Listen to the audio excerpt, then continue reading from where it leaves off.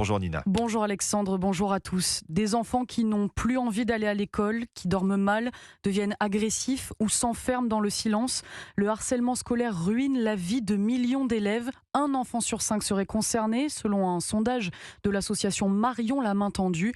Et pour lutter efficacement contre ce fléau, il faut des données précises. C'est pour cela qu'aujourd'hui, un questionnaire anonyme va être distribué à tous les élèves du CM2 à la terminale.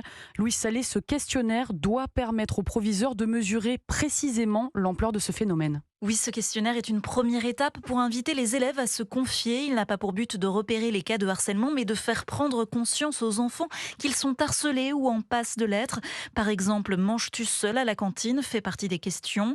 Éric Debarbieux, spécialiste des violences scolaires, a coécrit ce document. Il s'agit bien de prévenir. Il faut parler du harcèlement avant qu'il soit là. Ensuite, c'est évidemment mettre en place un véritable protocole pour la réception des parents. N'oublions pas que c'est maintenant un harcèlement aussi dans la chambre par téléphone qui va nécessiter de travailler avec les parents. C'est une affaire de coéducation. Alexandra de Montagne, principale adjointe d'un collège parisien, a justement décidé d'associer les parents d'élèves. Avec les parents d'élèves, il y aura un autre temps de travail et d'échange autour des résultats et de présentation aussi aux familles et aux collègues pour réfléchir à des pistes d'accompagnement. Une des pistes, par exemple, qui avait été élaborée, c'était de pouvoir disposer d'un lieu de recueil de la parole, donc une salle identifiée par les élèves. Si l'expérience fonctionne, ce questionnaire pourrait être redistribué dans les classes chaque année. Louis Salé pour Europe 1.